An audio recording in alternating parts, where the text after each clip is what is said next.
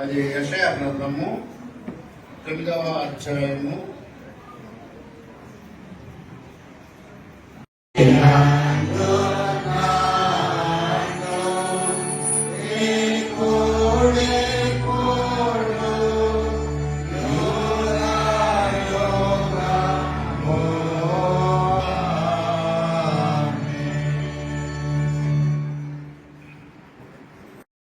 14వ వచనం వరకు. ఈ మాట నమ్మదగినది ఏదనగా, మనం ఆయనతో కూడా చనిపోయిన వారు, ఆయనతో కూడా ఎలుగము. ఆయనను ఎలుగమంటే మనలను ఆయన ఎరుగునను. మనము నమ్మదగిన వారమైనను ఆయన నమ్మదగిన వాడుగా ఉండును. ఆయన తన స్వభావమునకు విరోధముగా ఏది చేయలేడు. వినువారిని చెరుపుటకే గాని మరి దేనికి పనికిరాని మాటలను గురించి వాదము పెట్టుకుని వద్దని ప్రభువు ఎదుట వారికి సాక్ష్యం ఇచ్చి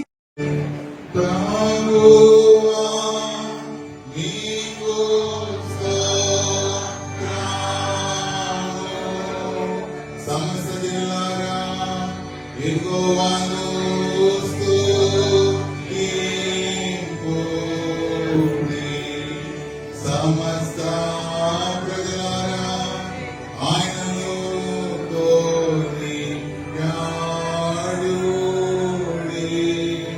మనిడనున్న ఆయన కృప మరియు నాది సత్యము నిరంతరము నుండు.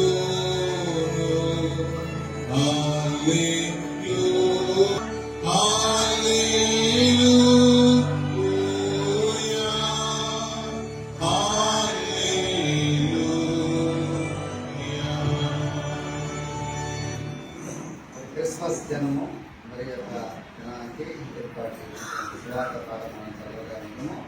అది లూకా సువార్త 2వ అధ్యాయము 1 నుంచి 14 వరకు. లూకా సువార్త 2వ అధ్యాయము 1 నుంచి 14 వరకు. ఆ దినములో సర్వలోకములకు ప్రజా సంఖ్య రాయవలనని క్రైస్తవ గుర్తు వలన ఆజ్ఞ ఆయను. ఇది కురేనియు సిరియా దేశమునకు అధిపతి ఉన్నప్పుడు జరిగిన మొదటి ప్రజా సంఖ్య. అందరూ ఆ సంఖ్యలో రాయబడుటకు తమ తమ పట్టణములకు వెళ్ళేది. యేసేపు దావీదు వంశంలోని గోత్రంలో పుట్టిన వాడు కనుక తనకు భారీగా ప్రదానం చేయబడి గర్భవతి ఉండిన మరియతో కూడా ఆ సంఖ్యలో రాయబడుటకు గలిలయలోని నజరేతు పట్టణం నుండి యూదయలోని బెత్లెహేము నుండి దావీదు గురించి వెళ్ళింది. వారు అక్కడ ఉన్నప్పుడు ఆమె ప్రసవ దినంలో నిండిన కనుక తన తొలిచూరు కుమారుని కని కొత్తి గుడ్డలతో చుట్టి సత్రంలో వారికి స్థలం లేనందున ఆయనను పశువుల తొట్టిలో వరుండబెట్టాను. ఆ దేశంలో కొందరు గొర్రెల కాపరులు పొలంలో నుండి రాత్రి వేళ తమ మంటలు కాచుతుండగా ప్రభు కొత్తి గుడ్డలతో చుట్టబడిన తొట్టిలో పండుకుని ఉండుట మీరు కూర్చుదరని వారితో చెప్పాను. వెంటనే పరలోక సైన్య సమూహము ఆ దీపంతో కూడి నుండి సర్వోన్నతమైన స్థలంలో దేవునికి మహిమయు ఆయన ఇష్టమైన మనుషులకు భూమి మీద సమాధానం కలుగుగా కానీ దేవుని స్తోత్రం చేసిందని ఆమె ఇంతతో సువార్త పాఠము.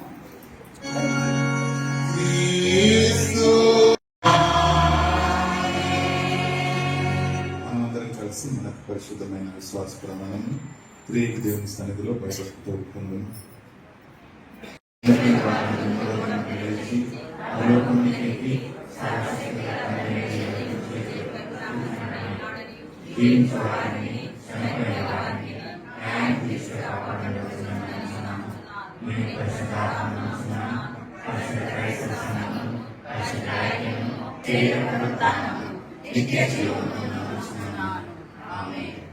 దయచేసి అందరూ కూర్చున్నాం.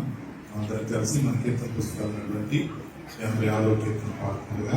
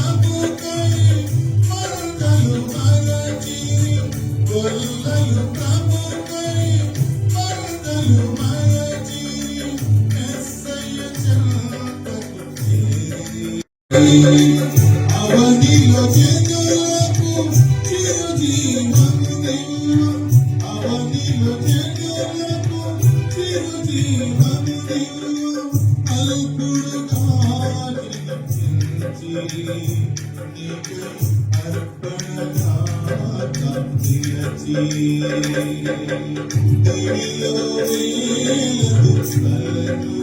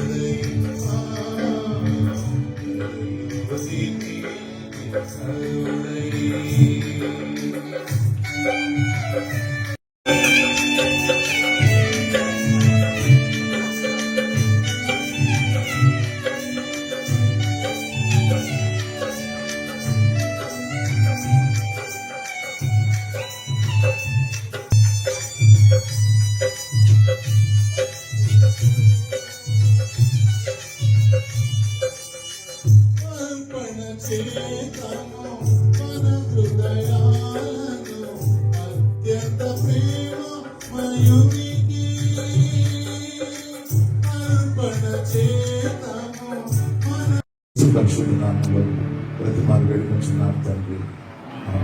సమస్త జ్ఞానం మించిన దేవుని సమాధానం యేసుక్రీస్తు వలన మీ హృదయంలో